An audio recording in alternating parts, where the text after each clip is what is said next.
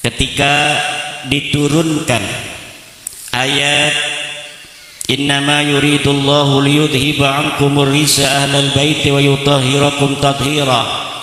Kemudian Ibnu Abbas bertanya kepada Rasulullah, ya Rasulullah, wa man qarabatuka alladhina wajabat alaina mahabbatuhum, siapa kerabatmu yang wajib bagi kami untuk mencintainya?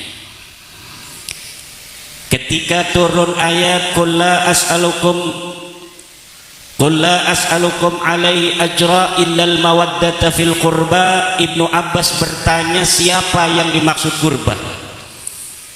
Wa man qarabatuka alladhina wajabat alaina mahabbatuhum, kata Rasulullah Aliyun wa Fatimatu wa waladahuma, Ali, Fatimah dan dua anaknya, itulah yang wajib untuk dicintai, itulah yang dimaksud kurba di dalam ayat qul la as'alukum alaihi ajra illal mawaddata fil qurba.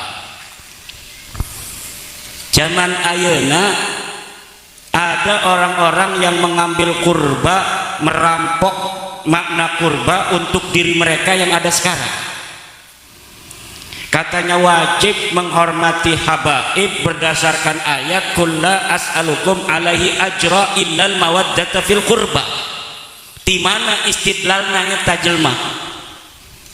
Dari mana orang yang beristidlal dengan ayat qul la as'alukum alaihi ajra illal mawaddata fil qurba, kemudian al-qurbanya dibelokkan kepada habaib?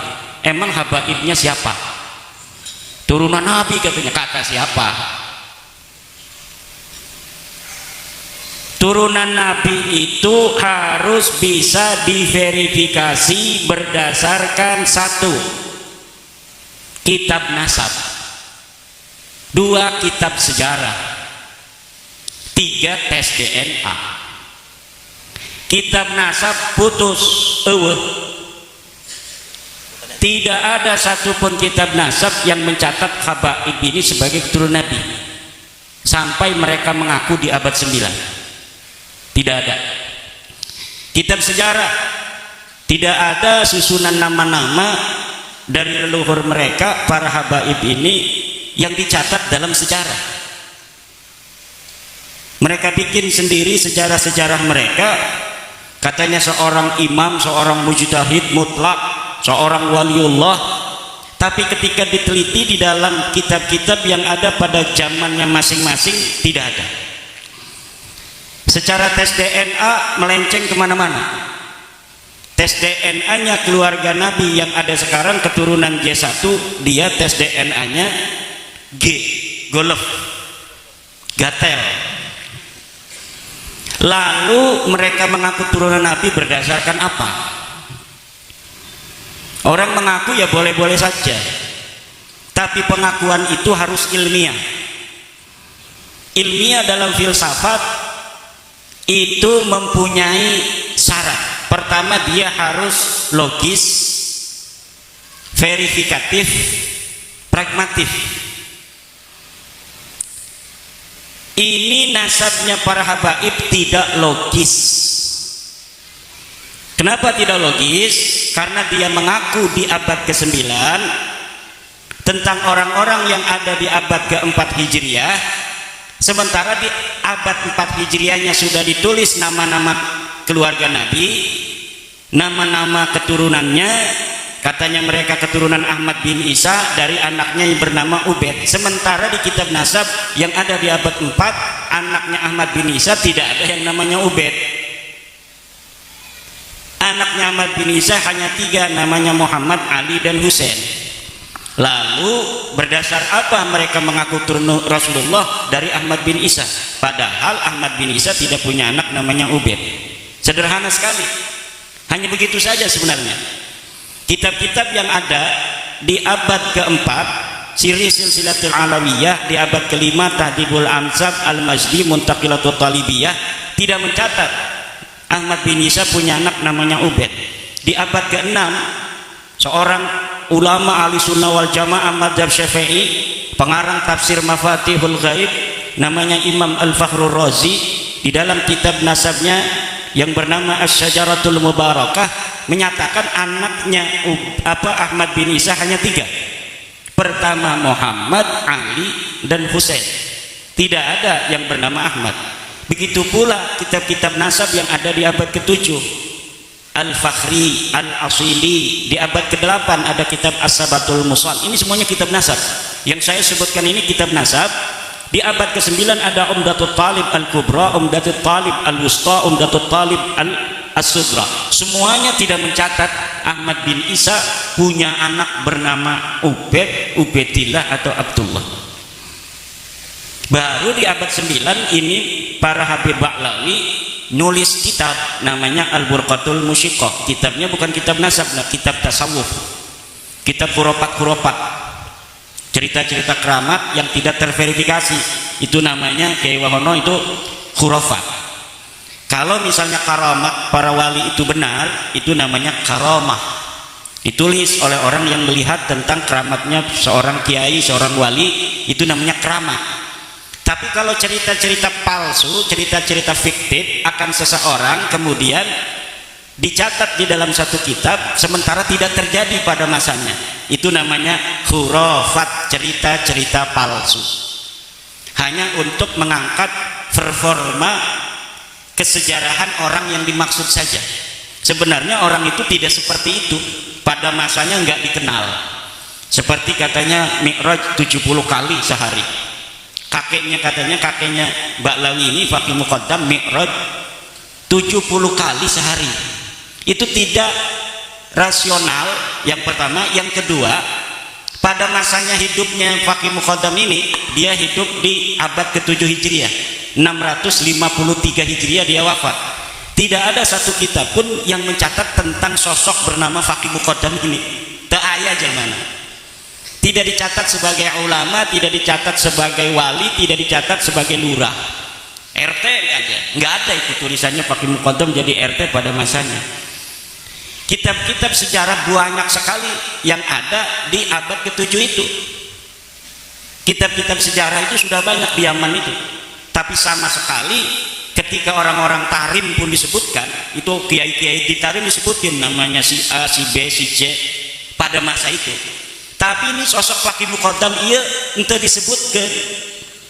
Ini adalah sebuah tanda bahwa memang sosok ini tidak ada. Minimal ada tapi dia bukan siapa-siapa. Lalu bagaimana setelah beberapa ratus tahun di abad 9, 895 Hijriah, dia ditulis begitu besar, melebihi Sayyidi Syekh Abdul Qadir Al-Jailani. Sayyidi Syekh Abdul Qadir Al-Jailani ini hidup di abad ke-5 ke-6. Itu pada masanya dicatat semua oleh para ulama. Ibnul Jauzi yang satu masa dengan Syekh Abdul Qadir Jailani, ulama yang menulis kitab, yang mencatat di Baghdad ada seorang ulama besar yang kalau ngaji ribuan jumlahnya, yang keramatnya itu zahir namanya Syekh Abdul Qadir Al-Jailani. Ini contoh orang asli, keramatnya asli. Jadi kalau ditelusuri di dalam kitab-kitab yang ada pada masanya, dia itu terverifikasi. Nah, kalaulah keluarga Ba'lawi ini benar seperti yang mereka sebutkan dalam ceramah-ceramah itu, bisa nurunin rantai dari emas. Iya, bisa nurunin rantai dari emas dari atas langit gitu. Ini pasti kan sesuatu yang sangat luar biasa. Tentunya kalau misalnya terjadi, tidak hanya dilihat oleh anak cucunya yang menulis itu dong, karena kan dari langit di atas banyak yang lihat. Harusnya banyak yang lihat juga dong ulama-ulama di Tarim itu. Sedangkan di Tarim banyak sekali ulama-ulama dari keluarga Bafadal, dari keluarga Al-Khatib, dari keluarga-keluarga lainnya. Kenapa yang lainnya itu menulis kitab tapi tidak mendeteksi adanya rantai turun dari langit yang terbuat dari emas? Itu tidak ada lagi jawabannya kecuali memang berita itu palsu. Itu namanya khurafat. Itu dari ilmu sejarah tidak terverifikasi, ilmu nasab tidak terverifikasi, ilmu filsafat tidak terverifikasi, karena filsafat harus logis tadi kan, harus logis, verifikatif. Itu dalam teori ilmiah itu logis, verifikatif, masuk akal. Kalau tidak masuk akal sebuah sejarah itu tidak ilmiah namanya. Kalau tidak ilmiah itu namanya apa? Cerita saja. Al-khabar, information. Information itu al-khabar mahtamala sidqa wal kadhiba, sesuatu yang mungkin saja benar, mungkin saja salah. Bagaimana kita untuk mengetahui dia salah dan benar? Ya tidak ada lagi kecuali diverifikasi. Teu aya cenah eta syarat-syarat kitab-kitab eta pokona geus surah istifadhah geus bae. Lamun wis surah istifadhah ya wis sah. Sekarang kan sudah surah istifadhah. Surah istifadhah itu artinya populer. Sampun viral. Wis viral para habib iki turunan nabi kan. Itu sudah katanya, kata Hanif Alatas. Kalau surah sudah surah istifadhah ya sudah katanya. Harus diterima sebagai turun nabi. Enggak bisa, Bos. Enggak bisa. Surah istifadhah itu dalam ilmu nasab itu ada definisinya, ada syarat-syaratnya.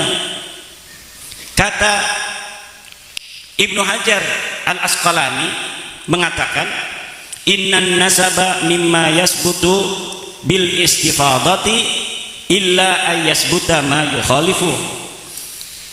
Nasab itu memang termasuk sesuatu yang bisa untuk ditetapkan dengan popularitas.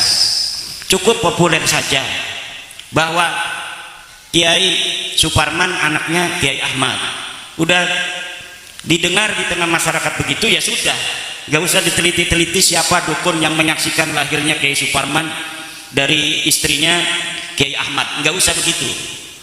Tapi apabila sudah nyata ada bukti yang membantah, misal ternyata Kiai Suparman dari Kiai Ahmad ini hanyalah anak angkat, maka surah istifadhah itu batal. Dalam kaidah ilmu nasab, idza wujidatir riqatu batalatil istifadhatu. Apabila kitab sudah ditemukan, maka istifadhah itu batal.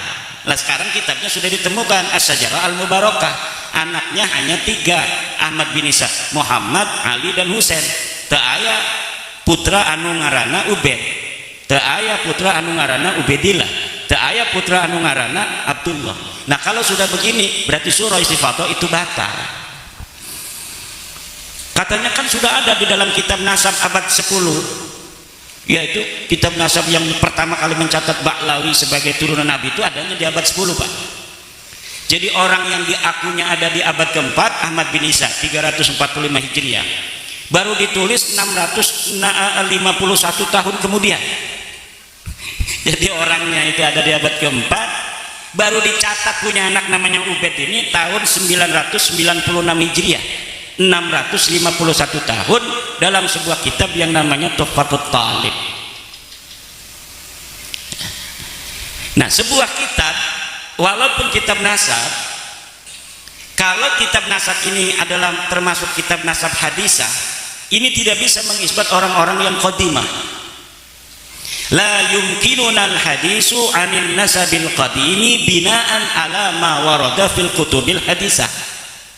Kata ahli nasab itu dalam kitab Usulu Ilmil Ansab, bahwa la yumkinunal hadis, kita tidak mungkin berbicara anin nasabil qadim, tentang nasab yang sudah jauh di abad keempat, binaan berdasarkan ala ma warada fil kutubil hadisah, dengan berdasarkan kitab-kitab yang ada di tahun-tahun yang baru seperti 900 Hijriah, abad 9 Hijriah. Tidak bisa. Kalau bicara tentang Ahmad bin Isa ya kitabnya harus kitab abad keempat. Kalau tidak ada yang paling dekat, kalau tidak ada yang agak dekat, kalau tidak ada yang agak dekat berikutnya. Demikian cara bekerja ilmu sejarah dan ilmu nasab. Kalau misalnya abad ke-10 ini disebutkan yang namanya Ahmad bin Isa punya anak Ubaid, tidak ada kitab yang menentang di abad sebelumnya, ini tidak jadi soal. Dalam ilmu nasab, dalam ilmu sejarah itu disebut argumentium ex silentio, yaitu kita memegang sebuah historiografi sejarah berdasarkan data yang kita temukan paling dekat dengan masa kejadian, kecuali ada lagi nanti ditemukan yang lebih dekat lagi bertentangan dengan yang kita temukan sebelumnya, maka yang kita temukan sebelumnya yang agak jauh ini hilang ihtijajnya, hujiyahnya dengan kitab-kitab yang kita temukan di abad-abad yang lebih dekat itu. Jadi di abad 10 dikatakan Ubaid punya anak, Ubaid adalah anak Ahmad, tapi bertentangan dengan seluruh kitab yang ada di abad 9, 8, 7, 6, 5 dan 4. Ini tidak bisa dijadikan dalil kitab-kitab baru ini. Kata Hanif Alatas, kitabnya ada 140 kitab. Kitab apa itu? Kitab sejarah atau kitab tasawuf. Kitab nasabnya cuma Tuhfatul Thalib, kemudian Tuhfatul Azhar, dan kitab Samsul Zahirah.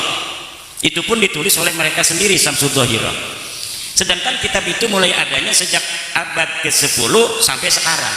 Abad 9 sampai abad di mana Ahmad bin Isa itu ada, tidak ada yang menyebutkan Ahmad bin Isa punya anak namanya Ubaid. Maka ini secara ilmu nasab batilun maudhu'un mardudun munqati'. Secara ilmu DNA orang seluruh Indonesia, seluruh dunia ini Pak, sejak 2010 sudah diambil sampelnya oleh sebuah badan dari dunia yang ingin mengetahui ikatan hubungan antara satu suku dengan suku lainnya. Orang Arab sudah ditentukan haplogrupnya J1, orang Indonesia asli O. Nah, sedangkan Ba'lawi ini ngaku turunan Nabi, ketika dites DNA ternyata DNA-nya bukan J1 tapi G. G ini orang mana? Orang Turki, orang Georgia, Kaukasus dan sekitarnya. Itulah orang-orang dengan haplogrup G. Kok adanya di Yaman? Mereka hijrah abad ke-6 Hijriah. Jadi tahun 500-an baru hijrah. Kok ngakunya dia punya buku mengatakan hijrah kakeknya itu abad ke-4 Hijriah. Ini sama sekali bohong. Dia mengatakan bahwa Ahmad bin Isa hijrah dari Basrah ke Hadramaut. Tidak ada. Ahmad bin Isa itu orang Madinah dan dia tetap ada di Madinah. Dia tidak pernah hijrah ke Basrah. Yang hijrah ke Basrah itu Ahmad bin Isa bin Zaid. Makamnya ada di Basrah sekarang, di Najaf. Ahmad bin Isa bin Zaid. Kalau Ahmad bin Isa bin Muhammad An-Naqib bin Ali Al-Uraidi bin Ja'far As-Shadiq, dia orang Madinah dan ada di Madinah. Di mana makamnya? Kalau misalnya Kiai Imad tidak mengatakan makamnya ada di Basrah atau makamnya ada di Hadramaut, di mana makamnya? Enggak penting mengetahui makam. Karena miliaran manusia dari zaman Nabi Adam, hanya beberapa yang sampai sekarang ini masih ada makamnya. Kakek kita aja coba urut kakek kita 5, apakah seluruh kakek kita 5 itu makamnya masih terdeteksi ataukah tidak? Mungkin hanya sedikit orang yang bisa mendeteksi 5 leluhurnya makamnya masih utuh, kecuali mungkin dia orang besar, kecuali mungkin dia ulama besar, makamnya dijarahin orang. Tapi apa iya 5-5-nya itu akan jadi orang besar semua? Biasanya ada aja yang nakal, atau jadi orang biasa-biasa saja dan makamnya kemudian dilupakan. Jadi tidak penting ketika kita sudah mengetahui bahwa Ahmad bin Isa itu tidak hijrah ke Hadramaut, lalu katanya kalau makamnya itu bukan di Hadramaut, makamnya ada di mana? Sekarang ini kan makamnya dijarahin orang tuh. Dijarahin katanya makam Ahmad bin Isa. Bagaimana orang yang tidak hijrah ke Hadramaut makamnya ada di Hadramaut lalu dijarah-jarahin? Nah, ini sebagai bukti arkeologis. Ini buktinya bahwa Ahmad bin Isa itu ada. Apa buktinya? Makamnya ada. Lah, kita bisa bikin makam sekarang, Pak. Contohnya sekarang banyak makam palsu, betul nggak? Orangnya masa lalunya tidak ada, makamnya sekarang dibikin. Makamnya dibikin bagus lagi, dikasih kubah. Di Pemalang kemarin ketahuan tuh bin Yahya dibongkar sama masyarakat Pemalang gara-gara bab nasab ini. Dulunya mereka ikut berziarah sampai nangis-nangis ziarahnya. Allah ya Allah. Sekarang dia yang bongkar sendiri. Yang bongkar sendiri orang yang jarang nangis-nangis itu. Lah ini yang terjadi sebenarnya seperti ini. Dan ini bapak-bapak ibu-ibu bukan sebagai kita benci kepada Ba'lawi, kepada Habib, bukan. Tapi kita ingin mengatakan bahwa kalau kita umat Islam ini cinta pada Rasul dan wajib menjaga keturunan Rasulullah. Nasab-nasabnya yang orang mengaku turun Rasulullah itu harus asli. Kenapa? Ada kaitan antara pengakuan orang yang mengaku keturunan Nabi dengan masalah-masalah teologi. Kan kita ahli sunnah wal jamaah. Dalam ahli sunnah wal jamaah kita wajib mencintai ahlu bait. Ahlu bait itu tadi, la as'alukum alaihi ajra illal mawaddata fil qurba. Siapa itu? Kata Ibnu Abbas, Rasulullah pernah mengatakan yang dimaksud al-qurba itu pertama adalah Aliun wa Fatimatu wa waladahuma, Ali, Fatimah dan dua anaknya. Selain ahli bait yang 5 ini termasuk baginda Nabi, keturunannya pun dalam tradisi, bukan dalam ajaran, dalam tradisi ahli sunnah wal jamaah ini mendapatkan tempat. Kenapa saya bilang itu dalam tradisi bukan dalam ajaran? Karena tidak ada satu dalil pun yang kuat yang menyatakan kewajiban kita untuk mencintai keturunan Nabi, itu tidak ada. Kalau mencintai ahli bait ini yang tadi itu Fatimah, Ali, siapa, Hasan, Husain, itu ada dalilnya tadi. Pertanyaan dari Ibnu Abbas, wa man qarabatukan ladina wajabat alaina mahabbatuhum, siapa kerabatmu ya Rasulullah yang wajib kami cintai? Kan wajib tuh, itu dilalatan syariatan, wajib mencintai mereka. Siapa? Dijawab oleh Nabi, Aliun wa Fatimatu wa waladahuma, Ali, Fatimah dan dua anaknya. Kalau keturunannya tidak ada dalil yang sahih yang menyatakan bahwa kita wajib sebagai umat Islam untuk mencintai turunan Nabi, tidak ada. Tapi walaupun tidak ada, di dalam tradisi kita memiliki perhatian khusus, kecenderungan khusus untuk mencintai keturunan Nabi. Akhirnya kecenderungan mencintai keturunan Nabi ini dimanfaatkan oleh orang-orang yang mengaku keturunan Nabi. Ki Ageng didatangi ke orang kaya, dia didatangi Nabi, ya ini duriat Nabi minta motor Hercules, motor apa tuh? Harley, bukan Hercules, minta motor Harley. Wah, ini turunan Nabi, ini kita kasih aja sama dengan ngasih Nabi. Kan ada yang begitu, minta Alphard di Lampung. Yang satu mobil apa tuh selain Alphard? Hi-S. Wah, Hi-S sama Alphard kan harganya 1 miliar.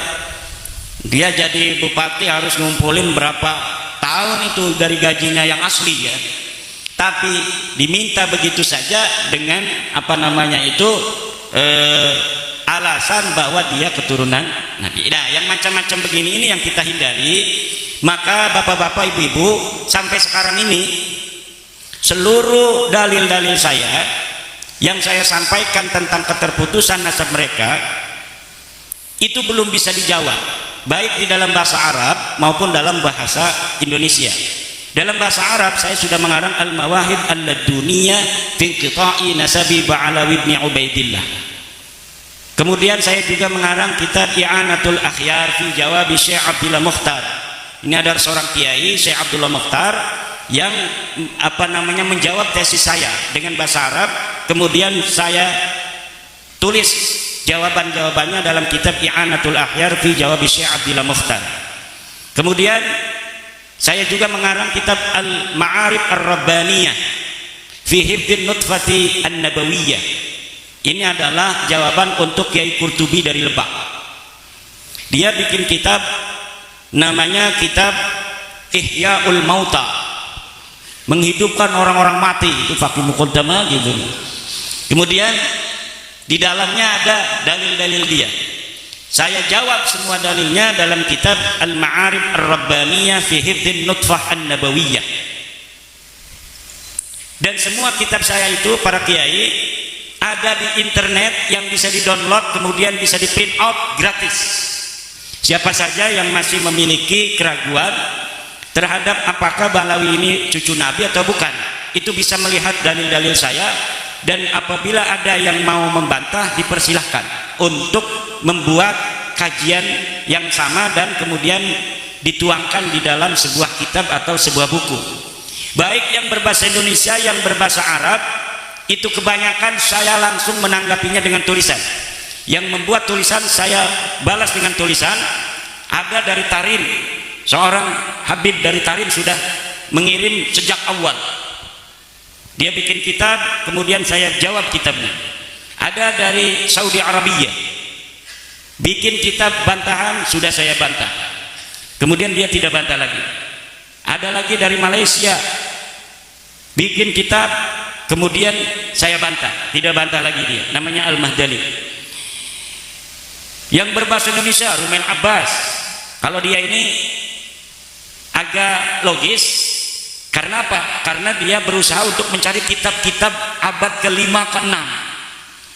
Dia katanya mendapatkan, setelah saya teliti, ini kitab tulisannya aja abad ke-6, tetapi ternyata ditulisnya tahun 1960 Masehi.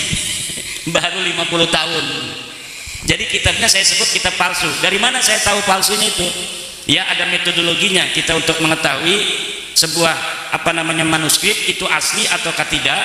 Kemudian apakah manuskrip itu betul-betul sesuai dengan yang diatribusikan namanya. Diatribusikan katanya ini adalah Abul Qasim An-Nafat, diatribusikan Sa'aduddin Ad-Difari, diatribusikan Abil Hasan Al-Allal. Ternyata semuanya palsu. Dan saya sudah membuat, coba cari di internet manuskrip palsu Ba'lawi versi Rumail Abbas. Itu bisa di-download, bisa di-print out, bisa dipikirkan oleh bapak-bapak sendiri. Benar nggak itu Rumail yang mengatakan dia menemukan manuskrip, kemudian saya katakan palsu, dan saya sebutkan bagaimana dalil-dalil sehingga saya bisa mengatakan manuskripnya palsu. Kitabnya baru dibikin 1960-an. Itu ada, tinggal di-download. Di-download itu Pak diambil, kemudian bisa di di print out oleh anaknya. Minta anak tuh, katanya saya pengen lihat itu. Bener nggak Rumail Abbas itu manuskripnya palsu? Coba downloadin, nanti Bapak akan melihat bagaimana bentuk manuskripnya, bagaimana jawaban saya. Dari situ bisa menilai mana yang benar, mana yang salah. Kemarin ini udah ini ya.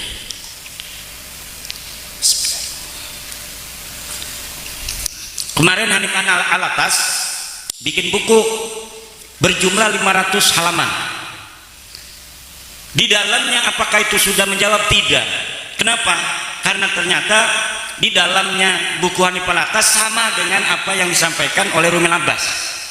Jadi manuskrip palsu yang didapatkan Rumail Abbas itulah yang ditaruh di dalam kitab-kitab itu, mengenai tentang data-data yang ada di abad ke-4, ke-5, ke-6, pokoknya sebelum abad 9.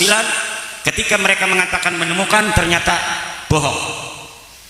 Kita bisa uji kalau ketemu di satu ruangan, dalam satu meja, di situ ada profesor-profesor sejarah, dokter-dokter sejarah, kemudian kita berdiskusi, maka akan ada juri-juri itu yang akan melihat mana yang benar, apakah klaim daripada Rumail Abbas, apakah klaim dari saya. Dan saya dapat membuktikan kepalsuan dari manuskrip Rumail Abbas itu. Nah, kemudian 500 halaman itu dalamnya itu cuma hal-hal yang pernah didiskusikan bersama, tulisan-tulisan tentang saya tidak mengakui ulama-ulama besar. Ulama-ulama Ibnu Hajar sudah mengatakan bahwa silsilahnya Ba'lawi ini nyambung ke Nabi itu di abad ke-10 Hijriah. Nah, Ibnu Hajar itu ketika menyebutkan silsilah Ba'lawi itu dalam kitab tasawuf, kitab sanad tasawuf. Kitab sanad-sanadnya itu banyak, ada sanad hadis, sanad fikih, sanad tasawuf. Pas bab sanad tasawuf, dia menyebutkan silsilah Ba'lawi dari gurunya yang Al-Idrus. Dari dia mendapatkan dari gurunya bahwa silsilahnya begini, sampai ke ayah saya, sampai ke kakek saya, ke buyut saya, disebutkan oleh gurunya. Menyebutkan silsilah seperti silsilah di abad 9 itu, yang nyontoh dari abad 9 dari Ali As-Sakran itu. Nah, di dalam ilmu nasab di dalam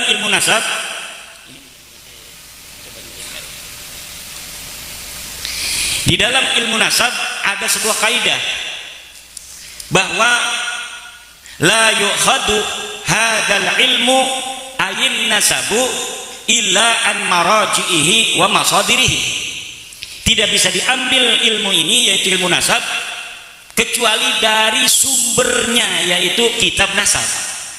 Sedangkan Ibnu Hajar itu ketika menyampaikan silsilah Ba'lawi itu bukan kitab nasab tapi kitab tasawuf. Itu secara ringkasnya aja. Nanti kita kembangkan di dalam jawaban-jawaban pertanyaan. Terima kasih. Terima kasih. dengan sendirinya dikode Yai Imat serak ya, agar kita langsung masuk sesi kedua. Monggo diminum dulu, dugannya dicobain dulu. Halo, buat santri walaupun ngantuk tahanin ya. Oh enggak, ini santri Rahmatul Ummah dan juga ada santri Fatihul Buldan ya. Lihat dari seragam itu santri Fatihul Buldan sama Rahmatul Ummah. Mudah-mudahan santri kita nanti ada yang pinternya kayak Yai Imat juga. Demikian untuk video kali ini ya kawan-kawan, semoga bermanfaat bagi kita semua. Semoga kita bisa memetik pelajaran dari video ini. Terima kasih sudah menonton. Assalamualaikum warahmatullahi wabarakatuh.